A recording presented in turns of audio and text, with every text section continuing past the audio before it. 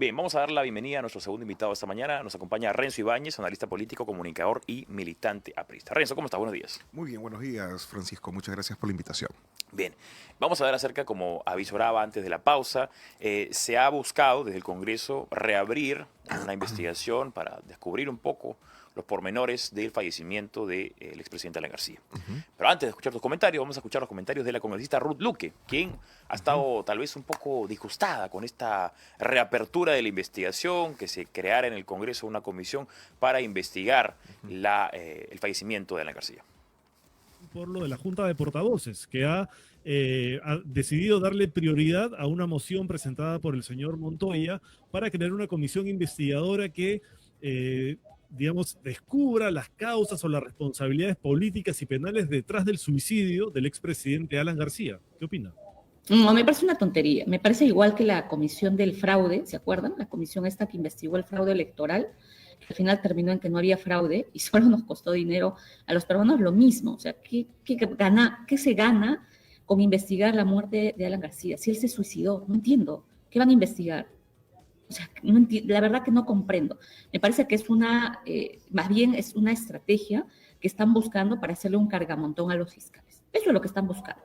O sea, acá hay fiscales que les resultan incómodos, hay fiscales que ellos no pueden alinear, no los pueden poner en la orientación que ellos quisieran, y parece que estas comisiones se buscan para eso. Porque detrás de esto, ¿qué estaría? No hay nada que investigar, el señor se suicidó.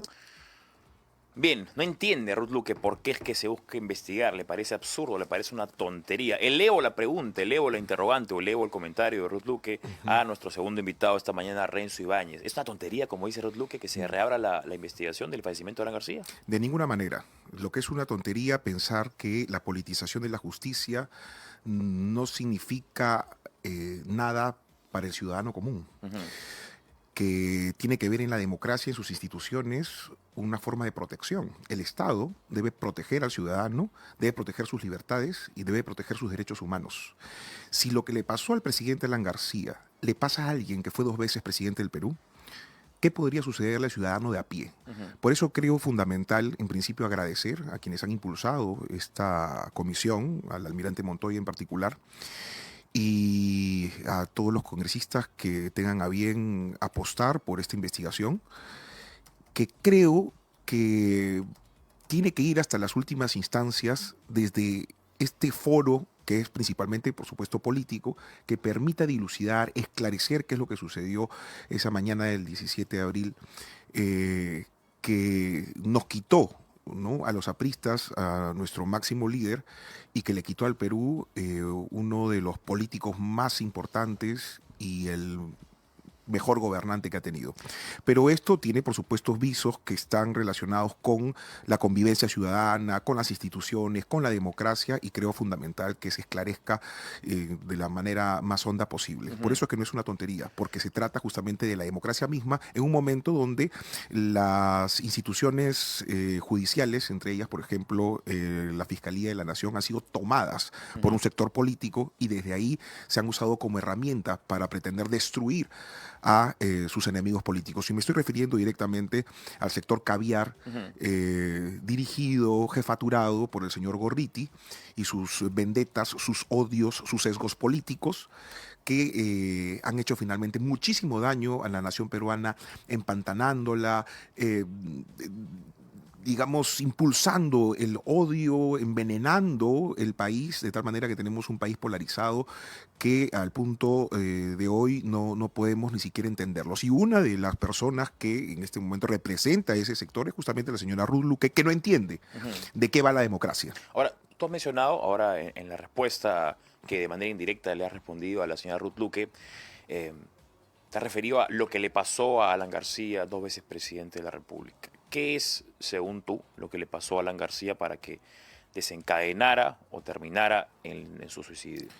Una persona que vino a responder permanentemente, más de 50 veces, ante los pedidos judiciales y fiscales, que no se escapó en ningún momento, que no evitó, ¿no?, la justicia mientras ésta se comportó, por lo menos de manera formal, de manera regular, que asistió a las diferentes convocatorias, que respondió en distintas oportunidades y que dio cuenta además de su inocencia y transparentó sus cuentas permanentemente, que acudió a una serie de comisiones, como por ejemplo esta megacomisión que más o menos gastó cerca de 13 millones de soles, ¿no? Que podrían haber servido muy bien para luchar, en fin, contra una serie de lastres y problemas en el país, pero que prefirieron usarlo para querer destruir a Alan García, que respondió de manera permanente ante todas las acusaciones.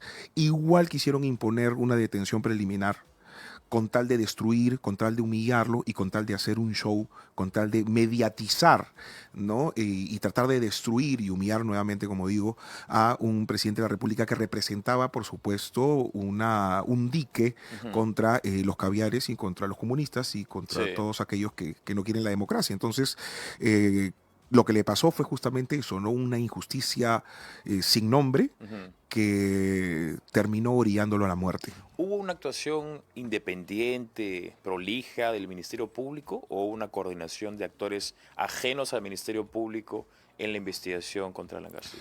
No solamente contra él, en general, el caso Lavajato ha sido usado de manera política o politiquera para poder destruir enemigos políticos. Y hubo una muestra palpable, a ver, para empezar, ¿no? Hay que recoger algunas informaciones que me parecen relevantes, ¿no? Cuando el señor Villanueva, que fue asesor de la señora Patricia Benavides, comienza a retratar un poco lo que pasaba adentro, ¿no? Una de las cosas que llama la atención es que esta señora Romina Media, por ejemplo, ¿no? Que era la colaboradora o que es colaboradora del señor Gorriti, tenía un asiento dentro de la fiscalía que manejaba las investigaciones. Es decir, una cosa que tú seas periodista y que tengas una fuente y otra cosa que tú manejes las investigaciones, ¿no? Cuando tú, por ejemplo, escuchas al señor José Domingo Pérez y habla, por ejemplo, de la eminencia que es el señor Gorriti en términos periodísticos, o sea, ya se deshace casi en halagos, es porque evidentemente existe una relación íntima más allá de la relación funcional o relación de funcionario público periodista. Es porque existe definitivamente una jefatura, una direccionalidad, una intervención por parte de una persona que no está dentro del Ministerio Público, y eso es un delito, es una usurpación de funciones, y eso hay que investigarlo. ¿Por qué? Porque lo que hace justamente es mellar la democracia y sus fuentes y sus fundamentos, ¿no? Sí. Lo curioso también es que, a pesar de que se conocía, como tú bien has dicho, de la existencia de este despacho o esta posición, este espacio físico para una persona de IDL en el propio Ministerio Público, no se ha visto que la prensa tradicional, al menos, haya sido lo suficientemente incisiva para con el señor Gustavo Gorriti IDL. ¿Por qué es que tienen estos señores o esta institución una especie de coraza, una especie de inmunidad, cuando no deberían tenerlo porque no son políticos? Claro, lo que pasa es que hay que entender esto. A ver, esto es un problema estructural, ¿no? Como dicen algún sector del análisis político, ¿no? Esto tiene una serie de condicionantes de fondo, ¿no? O sea, a ver, el señor Gorriti le sirvió muchísimo, ¿no? De show, le sirvió para poder generar portadas, ¿no? Los engrió a un sector, por supuesto, de la prensa, que se vio beneficiada con portadas, que se vio beneficiada con grandes titulares y porque tenía, digamos, una íntima relación, ¿no? Por ejemplo, con algunos periodistas del comercio, ¿no? Que tenían las primicias por parte de los fiscales. Entonces, los fiscales prácticamente trabajaban para IDL, el comercio, Canal N, 2 o 3, 4 más, ¿no? El Canal N, que en algún momento fue absolutamente tomado también por este sector progresista, ¿no? Por la colombiana. Por este populismo progresista, ¿no? Y por la señora Clara Elvira Ospina, ¿no? Que tuvo mucho daño le hizo al canal. Y al país. Y al país. Entonces, claro, cuando tú tienes todo eso, por supuesto que hay que devolver el favor. Y tienen que persistir además en la necedad. Porque si dicen ellos, no, me equivoqué, jamás lo vas a escuchar, ¿no? A los señores de RPP, a los periodistas que estaban obsesionados con Alan García, que tenían solamente en su boca, en su lengua, decir García, García, García, García, García 1500 veces al día. Entonces no van a decir, no, me equivoqué, lo siento, señores, perdón, ¿no? Eso no lo vas a encontrar, ¿no? Entonces tienen que persistir en la necedad. Claro, ya no tienen los dientes, ni los colmillos, ¿no? Ni el veneno tan efectivo de antes. Creo que ahora existen otros medios de prensa como en el que estamos Sí. el día de hoy, que les está, digamos, quitando esa hegemonía, Sí. ¿no? Entonces La ya era hay una... digital le ha quitado la hegemonía Así a los medios es, así es. tradicionales, Hasta, ¿no? a ver, un poco como que los que tenemos el sesgo politológico siempre le ponemos nombrecitos a las cosas, ¿no? Sí. Entre el año 2011 y el 2021 le he llamado esto una hegemonía caviar con discurso polarizador, ¿no? Es decir, señalabas a el fujimorismo, el aprismo como los grandes Claro. enemigos, entonces qué fácil, entonces El todo el fujiaprismo, mundo, se el inventaron el término fujiaprismo, fujiaprismo, ¿no? terrible, ¿no? Entonces era imposible, no tenías que dialogar ni conversar porque si no ya eras como el enemigo del país, Claro. no Godzilla, ¿no? Entonces, vienen a destruirlo, nos aplastan. Entonces, con ese discurso generando miedo y polarización, se terminaron haciendo de la cultura mediática y con eso, de alguna u otra manera, usar, ¿no? Sí. El pensamiento cándido, sobre todo de la juventud. A partir del 2021, y tuve además el honor de trabajar en Willax, ¿no? Conjuntamente con Carla García, había Sí. un programa que se llama Políticas, con Beto, con el propio Philly Butter, se hizo una resistencia mediática Sí. y luego a partir de ahí otros espacios, entre ellos donde tú también participaste en Canal N, por ejemplo, y ahora, ¿no? Entonces hay una resistencia, entonces a partir de ahora ya hay una polarización más efectiva, ya no Claro. hay una hegemonía caviar, hay una polarización efectiva en términos mediáticos, pero que eso es finalmente saludable para el país, Sí. porque ya no hay un discurso, un relato, una narrativa única e impuesta, sino ya es la narrativa de alguien. Sí. Y eso es fundamental a la hora de discutir políticas, ¿no? Porque antes solamente había una minoría que resistía y ahora podemos dilucidar mejor la verdad. Y creo que de eso se trata lo que está pasando hoy día, volviendo al tema del Congreso de la República y esta comisión que creo que es fundamental para la democracia, para el ciudadano común y corriente que necesita un poder judicial lo suficientemente lejos de los sesgos políticos Sí. y nuevamente con independencia y no sometido al poder político de los caviares, de los gorritis, y que además tienen hasta ahora, ¿no?, la protección de señoras como Ruth Luque, Sí. que no sabe de qué va la democracia. En el tiempo que nos queda, Renzo, me gustaría conversar acerca de las venideras elecciones, porque están prácticamente a la vuelta de la esquina y ya vemos cómo se comienza a calentar el tema electoral, candidatos suben, candidatos bajan, se retiran, aparecen, surgen. Quien ha surgido ahora es el candidato o el alfil de Verónica Mendoza, Sí. ¿no? Un dirigente puneño, quien ya ha comenzado a dar de qué hablar, tal vez no con la potencia con otros candidatos, pero por lo menos yo creo, desde un punto de vista objetivo, que Verónica Mendoza ha hecho bien al dar un paso al costado, ha tenido la capacidad de identificar sus falencias, sus debilidades y evidenciar que tal vez le podría ir mejor a su partido, ¿no? Perú, si es que ella no va a la cabeza. Un poco estás evocando un poco a Keiko, creo, ¿no? Claro, creo que hay mujeres que pueden aprender. Voy a serte sincero un poco en mi análisis. Yo creo que la señora Keiko Fujimori tiene posibilidades ahora, a comparación de todo lo que dice. Me gusta ir un poco en contra de la corriente. Ya, pero tú no ves Ya. una decreciente tendencia, porque No, es que Keiko con PPK sacó 40 puntos Es que y hay con que- Pedro Castillo 11, 12. Es que hay que entender de fondo otra vez, hay otro problema de estructura de las elecciones, Ya te gustó ¿no? el término, problema estructural, claro, ya. sí, que hay que buscar el fondo, ¿no? Está bien. Lo que pasa es que, a ver, Carlos Meléndez tuvo un librito muy simpático que probablemente sea además un punto para analizar lo que viene, ¿no? Que llama Mini Candidatos. Entonces, el año 2021 fue un año muy crítico Sí. y de absoluta atomización del voto. Entonces era normal que muchos de los actores políticos que estaban en elecciones no tengan estos 20 y tantos por ciento, 30% a los que estábamos acostumbrados, Sí. ¿no? Así como la señora Mendoza bajó, también bajó Keiko Fujimori y los otros actores tampoco pasaron del 20%. Sí. Entonces es un tema también que hay que analizar. Ahora, lo que es cierto también, y eso es importante para el país, que aquellos que mordían, aquellos que tenían colmillos nuevamente, que tenían el veneno efectivo, hoy día ya no lo tienen, se han limado un poco, se han desgastado, ¿no? Entonces, los caviares que antes, ¿no?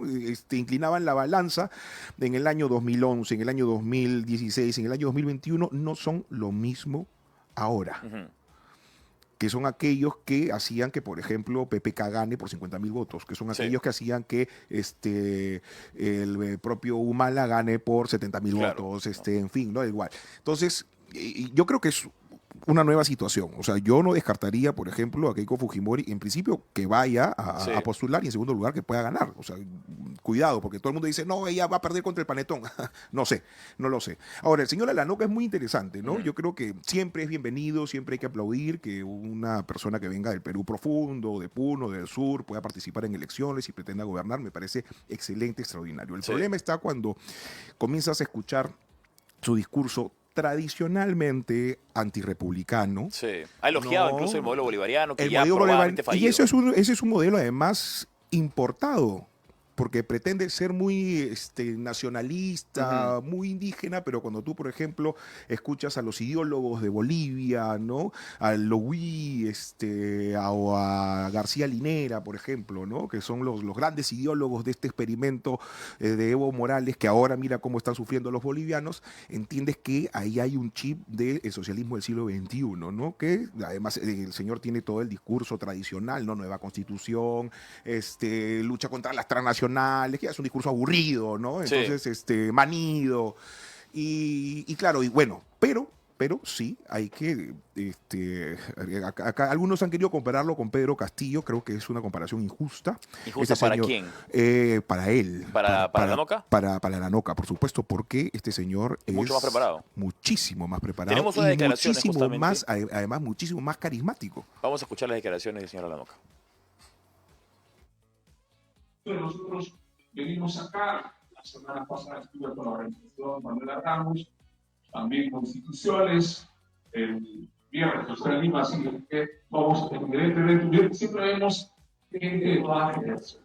La verdad, cuando he visto sombreros y también los disfraces de nuestros hermanos, me alegré y me encontré con las organizaciones.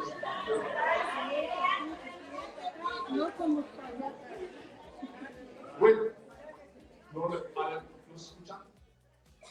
Bien, creo que por lo que se permite leer o por lo que se permite escuchar al menos, es que el señor comete el error de llamar disfraces a la vestimenta típica del lugar en el que se encontraba. Pero por lo menos sí se le nota mucho más elocuente y con una mucho mejor dicción que Pedro Castillo, que era incapaz de decir 2 oraciones seguidas. Sí. Claro, aquí el tema es que creo que no es un mal candidato. Creo que no es un mal candidato. Creo también que tendría que apelar, en todo caso, al sentimiento de la Aymara, aunque se sienta Aymara, que ha sido un sentimiento de integración más bien con el Perú general, ¿no? Pues lo tenemos, o sea, el Perú integral, que la Aymara está pues en Tacna, está en Moquegua, está en Arequipa, está en Lima, y se ha integrado en la economía nacional. Si él entiende eso, pero lo dudo, porque creo que tiene un fuerte condicionamiento ideológico muy, muy grande. Sin embargo, lo veo con cierta ciertas condiciones de candidato que no he encontrado, digamos, en otros, entre ellos, por ejemplo, Pedro Castillo, y por supuesto cierta fluidez que le puede permitir tener un espacio. Así que hay que tener ojo con eso, porque además es peligroso en términos del discurso, ¿no? Porque hay otra cosa que tienen estos señores de la izquierda que dicen nueva constitución, pero ¿qué les asegura a ellos que una nueva constitución va a ser como ellos quieren, la constitución como ellos quieren? O sea, ellos están pensando nueva constitución en tanto que la constitución es como ellos quisieran. Pero ¿qué pasa si la constitución al final sale mucho más liberal de lo que ellos esperan, ¿no? Renzo Ibáñez, nos quedan segundos, así segunditos nomás para terminar el programa. ¿El APRA tiene candidato?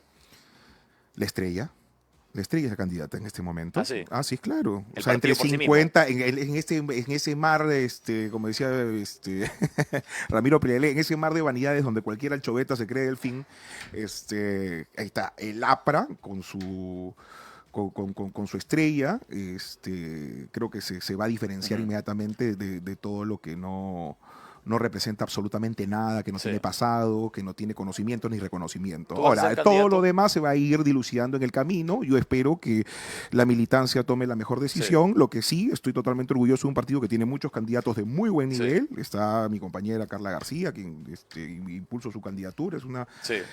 compañera que además lo ha dado absolutamente todo en los últimos años para tener una militancia y la defensa no solamente del APRA, sino también de su padre. Está el compañero Jorge El Castillo, Enrique Valderrama, También. Juan Hay varios Carlos. rostros, varios rostros. Sí, sí, sí. Y Jóvenes, de eso, antiguos, todos. sí, por supuesto. Bien. Y de eso me siento absolutamente orgulloso. Y un abrazo a mis compañeros a que mantengan la fe. Perfecto. Nos ganó el tiempo. Renzo Ibáñez, analista político, comunicador y militante de prensa, estuvo con nosotros. Renzo, un placer conversar contigo. Muchas gracias. Con eso terminamos el día de hoy. Nos vemos mañana a las 9 de la mañana, a la misma hora. Pero ahora viene Fabricio Cajadillo con su programa Hora Punta.